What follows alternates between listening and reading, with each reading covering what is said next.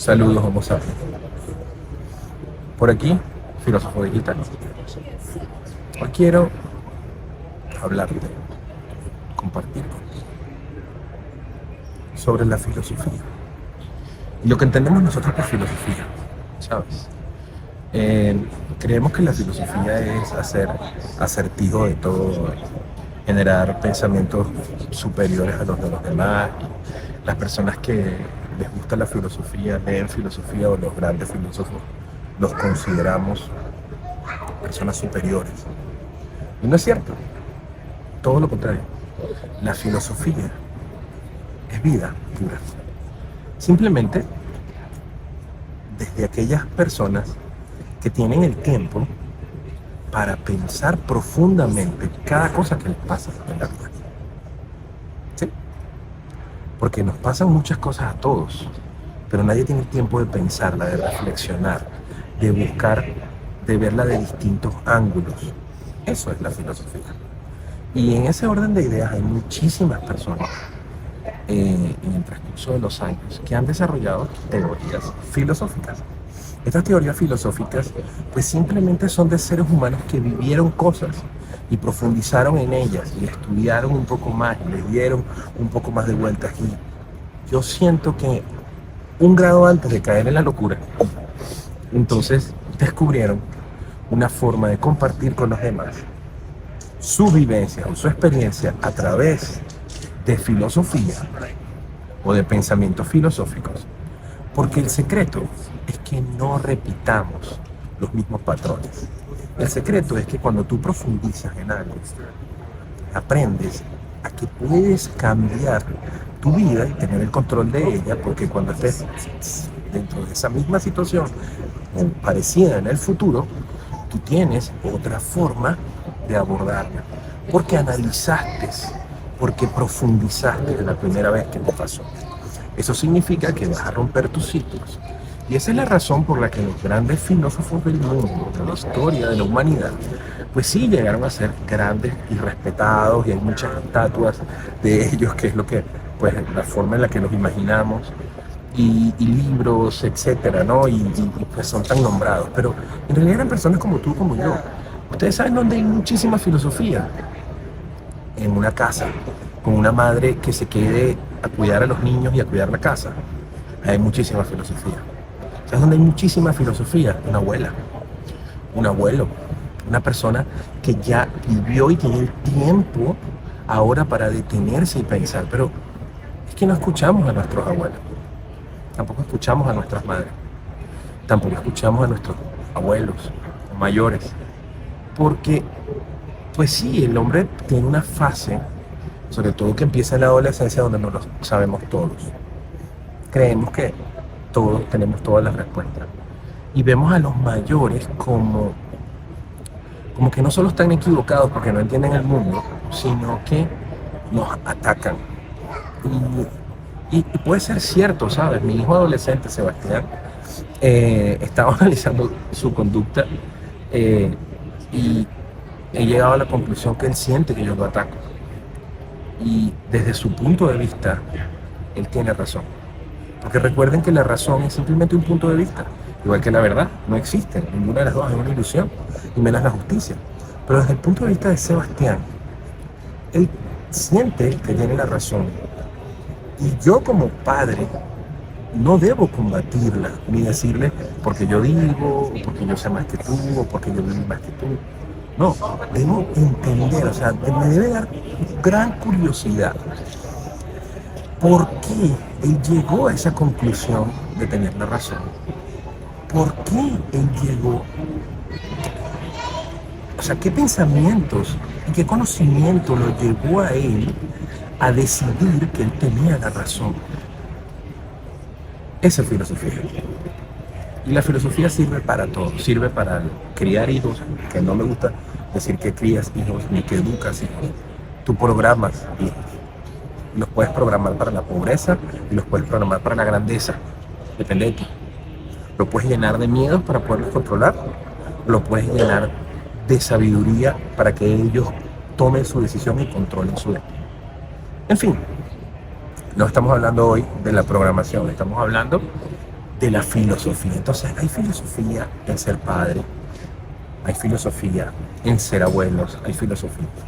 Pero la culpa se interpone entre el pensamiento filosófico positivo y la culpa negativa. ¿Por qué? Porque pues tiene que pasarnos algo en donde no salió perfecto, no ganamos, o sea, perdimos. Algo pasó en tu vida y perdiste. Pero tienes muchas opciones. La primera es cómo tú vas a tomar esa pérdida, ese error, eso que no salió como tú querías, ¿no? La naturaleza humana salvaje, primitiva, tiende a decir culpa. Es que fue por la culpa de, porque me dejó el vuelo, porque la culpa de este que me dijo esto y entonces yo hice de esta manera. Y ahí muere el pensamiento filosófico. Es más, muere el pensamiento profundo, muere la profundidad del pensamiento. Porque al conseguir un culpable o conseguir algo a quien culpar, pues automáticamente no hay nada que pensar. Pero si intentas apartar la culpa totalmente y entonces empiezas a reflexionar desde que sea lo que sea que pasó, ya no tienes una máquina del tiempo. Ahora lo que tienes es que sacar un pensamiento filosófico. Pero para eso tienes, primero, que quitarte totalmente la culpa o responsabilidad y tampoco dársela a nadie más. Simplemente pasó y tu trabajo ahora es generar un pensamiento profundo, llamémoslo filosófico o no, para que eso no se te repita. ¿Okay? La segunda es, tienes que dejar de villanizar a las personas. Las personas simplemente son, ellos no están siendo el malo de las películas. Las películas de Disney y todas las películas siempre tienen un malo, un malvado y un bueno del otro lado que sufre y llora y vive una víctima. Y eso nos generó un sistema de creencias, nos generó una programación en donde vivimos buscando villanos. Entonces, claro, cuando tienes villanos, pues siempre es culpa del villano. Y cuando consigues un villano, y si no lo consigues totalmente, pues lo haces, lo creas tú en tu mente está programada para conseguir villanos, y entonces ya, pues la culpa fue del villano. Y tú simplemente eres la damisela en apuro o el protagonista que sufre, el mártir. Entonces, la segunda es no villanizar a nadie. Las personas hacen cosas, a veces ni las piensan, las cosas pasan. Y no puedes estar pensando si hubiera, si no hubiera, si esto. El pensamiento filosófico viene, o el pensamiento profundo viene, de cómo evito que en el futuro esto me vuelva a pasar. Y ya. Entonces, ¿cómo evito que esto me vuelva a pasar? Pues entonces, empiezas a buscar patrones dentro de ti que lograron esa situación. Te voy a dar un ejemplo muy sencillo. Perdiste un avión y ese avión no te permitió llegar a donde tenías que llegar. Ese lugar donde tenías que llegar iba a pasar algo muy importante para alguien que tú amas. Y te sientes muy mal porque eso no pasó, aunque hiciste todo lo que está a tu alcance. Historia real. Aeropuertos de Denver, Colorado, ahorita. 2 días después del día que tenía que llegar a mi destino. Ok. La forma primitiva de tomar esto es: he debido buscar otro vuelo, he debido reaccionar rápido cuando el avión sentí que se retrasaba, de repente buquear otro y bajarme, he debido irme un día o 2 días antes para evitar esto, en fin, ¿no? Y ahí viene la culpa. Entonces fue mi culpa. Okay. Primera forma primitiva. ¿Qué haría un pensamiento filosófico? Un pensamiento más profundo. Ok, no pude montarme en el avión, no tomé el avión y tuve consecuencias. Generé una nueva línea en el futuro de esta persona, familia, que tenía que llegar, está conmigo hoy, tenía que llegar. Mi hijo Sebastián tenía que jugar un juego de fútbol, una final muy importante, no llegó. Hicimos todo lo que estuvo en nuestra casa, no llegó, pero le definí una nueva línea.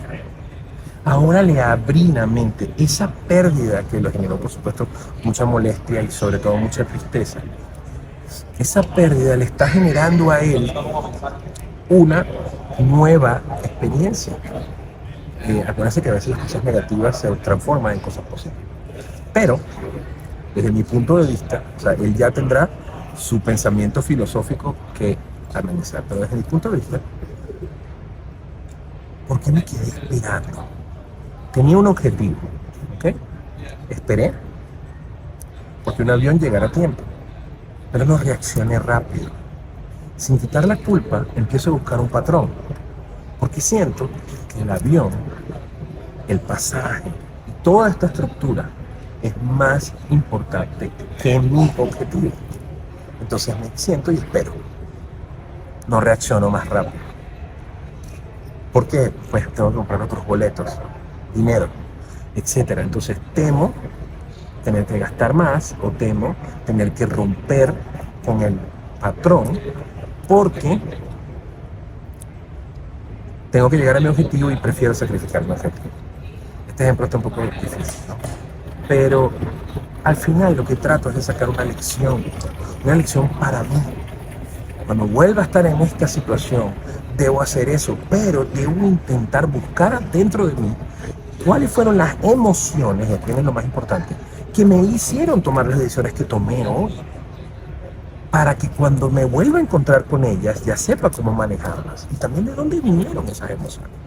¿De dónde vinieron? Ahí es donde se generan los pensamientos profundos y filosóficos. No desde la culpa, no desde la villanización, no desde lamentarse, es desde profundizar, porque al final somos seres humanos y todos reaccionamos por emoción. Los resultados de la vida, que a la vida no le importa la emoción, en la línea del tiempo no le importa la emoción, al clima no le importa tu emoción, pero tú esa emoción construye la realidad que tú guardas en tu mente. Estos 2 días han sido para mí muy beneficiosos porque he podido hablar con Sebastián, he podido acercarme desde un punto de vista eh, más cercano y vaya la redundancia, pude acercarme más a él. Esta situación de vulnerabilidad la he analizado con él y considero en este momento que, aunque por supuesto no estoy contento porque haya perdido su juego, considero en este momento que este acercamiento, este análisis que hemos hecho en conjunto, esta apertura que nos llevó esta situación, no solo nos acerca mucho más, sino que me ha permitido llegar mucho más a él que si hubiéramos llegado al pueblo. Así que al final todo sale bien, de una o de otra forma. Nunca va a salir perfecto porque la perfección es otra creación, pero va a salir bien. Simplemente saca siempre lo mejor, simplemente quédate con lo que puedes usar, lo que es usable, lo que no es usable deséchalo y recuerda a nuestro gran filósofo Sócrates que decía: pasa tus pensamientos, y sobre todo cuando vas a hablar de algo, pásalo por 3 filtros. Esto es bueno, primer filtro. Esto es importante, segundo filtro.